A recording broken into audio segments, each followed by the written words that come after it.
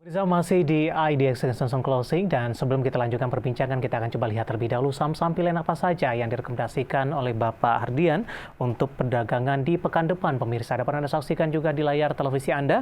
Di antaranya adalah ada PNLF, direkomendasikan buy on weakness, kemudian juga ada Hermina Loka atau HIL dengan rekomendasi buy on weakness. Kemudian SMRA lebih ke arah buy on support, kemudian juga Wika juga direkomendasikan buy on support. Kita akan coba lihat ini dari sisi support dan resisten yang bisa diperhatikan. PNLF supportnya di 454, resistennya ada di 466 pemirsa. Kemudian Hermina Loka ada di 1545 hingga 1595. Kemudian SMRA di 590 hingga 600. Dan Wika juga direkomendasikan buy on support di 1190 hingga 1135. 4 saham pilihan yang direkomendasikan dan lagi-lagi keputusan investasi tetap ada di tangan para investor dan trader pasar modal Indonesia. Kita lanjutkan kembali perbincangan bersama dengan Bapak Hadrian Mainer Taslim selaku Associate Director PT Universal Broker Indonesia Sekuritas. Pak Hadrian, 4 saham pilihan yang Anda rekomendasikan, pertimbangan terutama dari sisi teknikal, merekomendasikan keempat saham ini di tengah volatilitas pergerakan indeks harga saham gabungan. Kita ke PNLF terlebih dahulu. Pak Hadrian, analisis Anda? Ya, PNRF ini sebenarnya saham yang luar biasa bagus dari sisi keuangan juga bagus. Dari sisi teknikal, dia sudah sideways cukup panjang dari bulan Juni sampai September. Lalu berhasil breakout di sekitar tanggal 15 September. Dan mencapai all time highest-nya. ATH-nya sekitar di level 560. Lalu koreksi, ya koreksi, tapi masih di atas level support 454. Oleh karena itu kita sebagai trader boleh ambil kesempatan ini sebagai buy on weakness. Dia sudah sempat breakout, rally sampai all time highest lalu koreksi tapi masih di atas support. Nah, ini adalah peluang buy on weakness. Nah, kira-kira di sekitar level 454 sampai level 490 Anda bisa ambil, lalu mungkin supportnya Anda batasi sampai 416. Nah, itu untuk PNRF. Oke, penutupan hari ini di 490 melemah di 0,81%. Kita beralih ke saham pilihan yang kedua, Hermina Loka. Dari sisi sektoral, kesehatan ini juga memimpin penguatan, Pak, dalam beberapa hari perdagangan terakhir ketika dari beberapa sektor lainnya mengalami pelemahan yang cukup dalam. Ya, ini saya lihat HIL atau Hermina Loka, ini media Loka Hermina ini juga saham yang sangat bagus ya. Kemarin berhasil breakout di level resistance 1535 dan dia mendekati ATH yang kembali nih. ATH dia sekitar di 1640. ATH ini all time highest nih, harga tertinggi dia sepanjang masa nih. Yeah. Nah, dia ini punya potensi penguatan lebih lanjut. Nah, untuk kita sebagai investor mungkin agak berhati-hati di tengah volatilitas, mungkin saya akan merekomendasikan buy on weakness. Tunggu koreksi di level 1535 sampai 1545, Anda bisa ambil peluang ini sebagai peluang area entry. Nah, batasi resikonya bisa sampai ke level 1500, level support pertamanya. Pergerakan dari Januari ini lebih cenderung mengalami penguatan cukup signifikan, Pak Hadrian. Dari sisi tren seperti apa untuk Hermina Loka? Ya, sisi tren jangka panjang jelas ini adalah saham uptrending ya. Dari Januari di area sekitar 1.900 sampai 1.000, sekarang udah di 1.600. Jadi ini kategorinya super uptrend dari jangka panjang. Memang jangka pendeknya ada volatility, tapi jangka panjangnya masih super uptrend. Oke, untuk Medica Loka Hermina Tbk, pemirsa, sudah menyentuh ke level all-time high-nya penutupan hari ini di 1625. Sebelumnya, Medica Loka Hermina sempat menyentuh di 1600 di perdagangan sepanjang bulan Juli. Baik, kita beralih ke saham pilihan selanjutnya. Yang ketiga, yang direkomendasikan ada SMRA, direkomendasikan buy on support. Apakah memang dari sisi harga untuk saham SMRA ini memang sudah posisi diskon, Pak? Sudah mengalami koreksi yang cukup dalam? Pak Hardian? Betul. Untuk properti memang tertekan oleh kenaikan suku bunga ya. Yang dari suku The Fed emang properti ini sektor yang sangat tertekan gitu. Untuk 2022 sendiri aja level terendah SMRA ada di 535 sampai 540.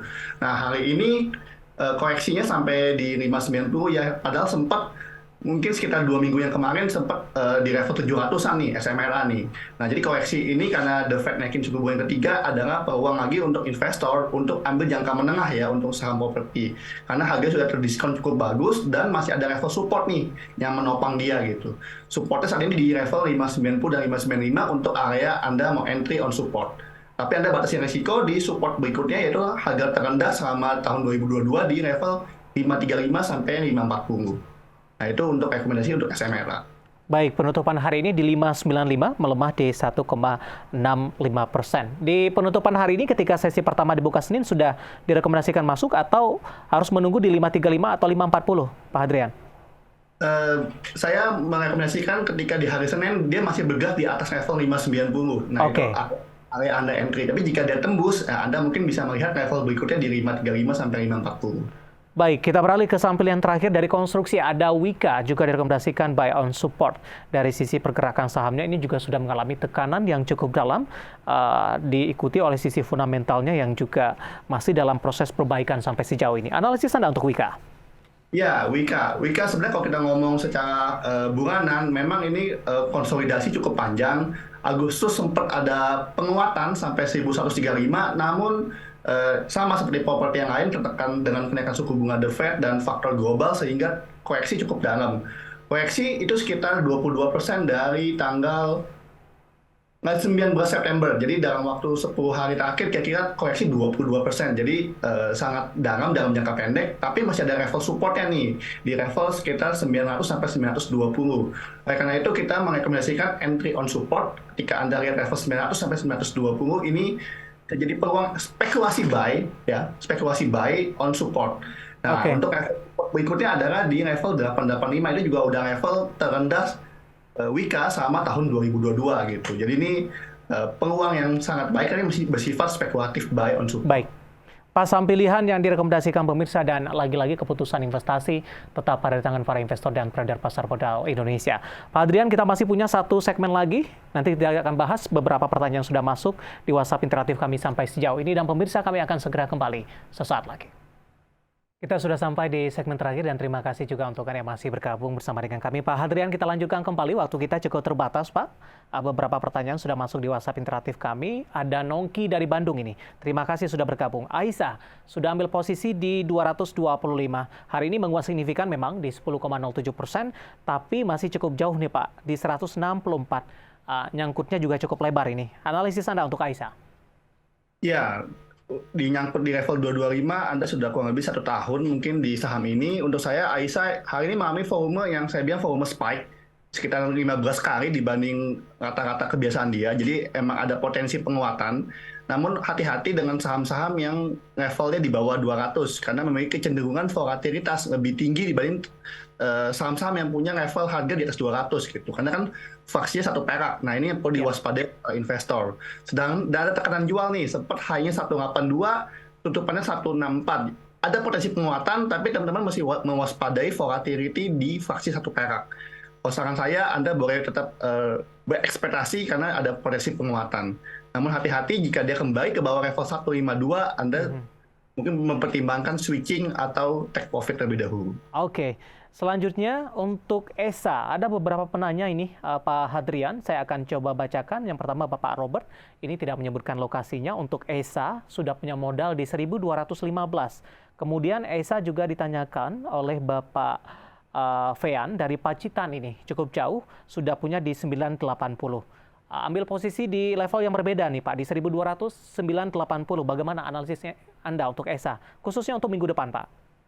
Ya, ESA sebenarnya saat ini bergerak di area konsolidasi ya, di area 945 sampai 1265. Jadi ini sideways yang saya bilang sideways cukup lebar.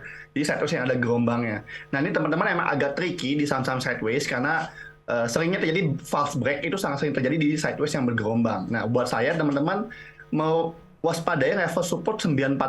Asal dia tidak tembus di level bawah ini masih ada potensi dia konsolidasi. Nah, dia akan potensi menguat jika dia kembali ke atas level 1050.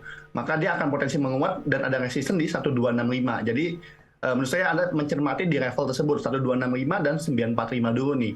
Nah, jika tembus ke bawah ya Anda pertimbangkan switching atau taking profit. Jika tembus ke atas Anda bisa pertimbangkan average juga di modal Anda. Kemudian dari Bintaro, Pak Hadrian, untuk WIRG Pak, kenapa ARB terus mau kemana harganya sampai dengan akhir tahun? Kalau kita tahu sebelumnya pasca IPO ini sudah mengalami kenaikan cukup signifikan, Pak Hadrian. Betul, sayangnya IPO itu suka ada singkatannya Pak. Ya. Instant profit overnight katanya. Jadi cuma sebentar. Jadi karena kita mesti lihat tren gitu. Setelah dia menguat sekian hari, lalu koreksi, lalu ini sudah dari bulan Juni ya. Kira-kira tuh udah 4 bulan itu sahamnya bergerak di area sideways. cuma di 500 sampai 600. Nah, hari ini atau dua hari kemarin sudah jebol level 500 ya nih. Sekarang udah di 434. Jadi teman-teman yang punya WLG, saran saya sih Anda boleh pertimbangkan apakah perlu switching dan batasi risiko Anda. Karena ini potensinya masih potensi bearish di saham ini. Baik. Gitu. Selanjutnya Ibu Sulis dari Jawa Tengah untuk BRIS, peluang sampai dengan akhir tahun. Ya, BRIS ini ada aksi korporasi, jadi akan ada right issue. Setahu saya RUPS sudah kemarin, kita tinggal tunggu jadwal dan rasio right issue-nya ya, dan tujuan nanti prospektus dari right issue-nya Anda mesti mencermati. Nah, jika kita lihat sahamnya sebenarnya ada konsolidasi ya di 1460 sampai 1595. Nah, untuk BRIS saran saya Anda boleh entry jika dia breakout level 1500 atau 1600 sekalian. Jadi kita buy high, sell higher. Karena selama dia nggak tembus level resistance tersebut, peluangnya masih sideways saja gitu, masih konsolidasi. Dan mungkin triggernya adalah aksi korporasi nanti gitu, yaitu right issue mungkin dalam waktu dekat gitu. Itu yang akan membuat sentimen pergerakan harga di BRIS. Baik, terakhir ada Santo ini menanyakan prospek Goto. Saya punya di 280 minus ini.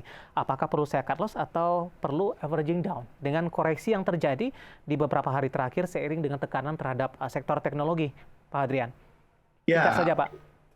Untuk Goto, saya singkat aja, Goto masih ada level support di 234 sampai 244 ya, agak dekat memang, tapi itu adalah support yang Anda mesti cermati. Selama itu tidak tembus di bawah itu, saya masih merekomendasikan Anda boleh hold. Tapi jika tembus ke bawah itu, Anda pertimbangkan untuk switching dan batasi resiko Anda. Baik, Pak Hadrian, sayang sekali waktu kita cukup terbatas dan semoga kita bisa mencari referensi dan lagi-lagi keputusan investasi tetap ada di tangan para investor dan trader pasar modal Indonesia.